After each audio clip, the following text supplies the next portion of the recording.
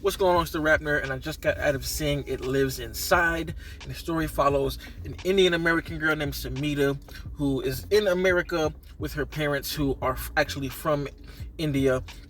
And they're starting this, they've not even started, they built this life of normalcy for them. And you can kind of see at the beginning of the film, and they kind of struggle with the identity of themselves. They want to keep their Indian roots, but their daughter is straight up Americanized. So there's like a butting of their heads between Samita and her mom. Her dad's supportive.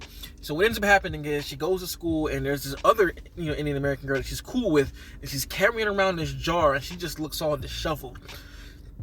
The girl carrying the jar says there's something that lives inside of here, and I have to keep it in, or it's gonna, if it gets out, it's gonna fuck people up in a roundabout way. That's me being straight up as possible.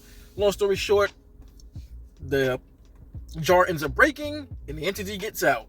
So if you're used to watching these entity movies, they all work the same way. There's no difference in how this film works. So I don't knock points for going through the same paths as the other entity movies. The first act is entity gets out, messes people up. Second act is trying to figure out what the hell is going on. Third act, you end up beating the entity. The movie operates the same way.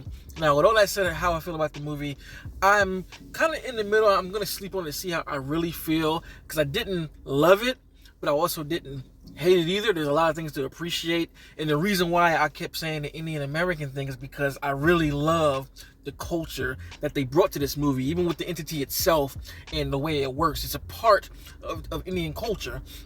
And this type of representation just makes this whole thing cool. Even the rules and the lore and the way that it happens, I really loved all of that type of stuff, man. But the other aspects of it that I'm like, is because I feel like a better director may have made this movie better, because the movie shot well. It's a well-made movie. It looks good. The sound design is good and all of that. But I feel like the way they go about the horror aspects are like a little bit They use a lot of cheap scares. When I say cheap scares, you of course you have the ones that just pop up and just there for the jump scare, but you also have like the fake building of tension with a scare and music. So something will be like, then it cuts to a different scene, and it kind of repeats the same cycle when it comes to like almost all of the horror aspects of it. Now, I will say there are two that are really good, involving this kid that Samita meets and her teacher. Those were amazing. Like, if all the scares would have been on that level, we would have been in a different ball game, because what they did with that, especially the kid that they meet, and a little bit of it's in the trailer, that was some brutal shit to watch. And I was like, wow, like, yeesh, like that was hard. I like how they did that. I don't want to spoil it, because that part really is a gem and caught me off guard. But the cheap scares really kind of bring the horror down for this film, and I would have preferred them to just do well-crafted horrors, well-crafted scares, opposed to just going for the jump scare. Because another cheap scare that they do and they use in cycles is dreams, right? Like, as the entity is out, Samita starts to have these kind of dreams and all of that, and they literally use those dreams just to do scary shit, if you will. Like, something crazy had happened and you're kind of into it, and then she'll wake up from a dream screaming, and it's just like, okay.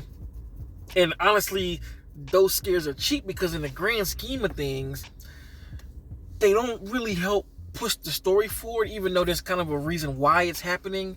Those things do happen to her. It doesn't really push it. It doesn't give it enough excuse to do it the amount of times they did it.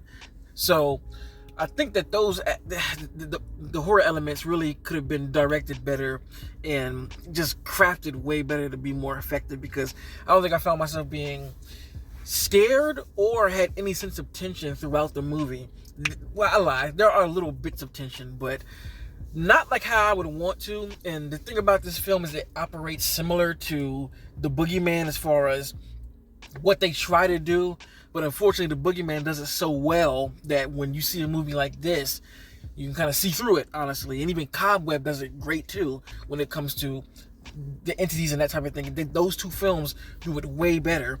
So, and again, I'm not trying to play the compare game, but it's just a matter of, like, the craftsmanship of the horror. You know what I mean? That's kind of what I look for. Like, how do they do that that was cool. I like that. And to give him points, when we finally do see the entity, from what it looked like, they chose to go the route of somebody in a suit opposed to CGI. That's what it looked like to me. It looked like a guy in a suit, the way it was moving when you do get to that portion. So I did really like that. But all in all, man, I think it was, okay. Didn't love it, didn't hate it. I wanted to love it though, because the trailer looks so good, and I wanted to get another win for horror, but I can't really say this is a full-on win. And I just thought about another thing that kind of was like, I think the characters in this film are very thin, paper thin, honestly. I mean, you get to know Samita pretty well, and her mom, but even the mom and dad are pretty thin in regards, it's very focused on her and how the story pushes forward. You don't really get a whole bunch from everyone else, which is not necessarily an issue for some people, but it's hard for me to be super invested when you don't really, feel the characters like that. And then the decisions made for some of this stuff that's just head scratching, because with the Indian culture, they introduce a concept with their culture that they really, really double down on and talk about a lot. And I would think that if Samita was going through all of this stuff with these spirits and entities, I would think that she would tell her parents quicker than what she does. She kind of doesn't say anything. I don't know if she's embarrassed. She don't think they'll believe her. But just know that their culture is celebrated, and this kind of thing has to do with that. So I'm like, all of this stuff could have been ended if you would have just said something. So that kind of threw me off too. I was like, the writers in the room didn't nix that act. So I said, all in all, I thought it was okay. Wasn't crazy about it. So if you've seen It Lives Inside, let me know in the comments what you think about it. Did you like it? Did you hate it?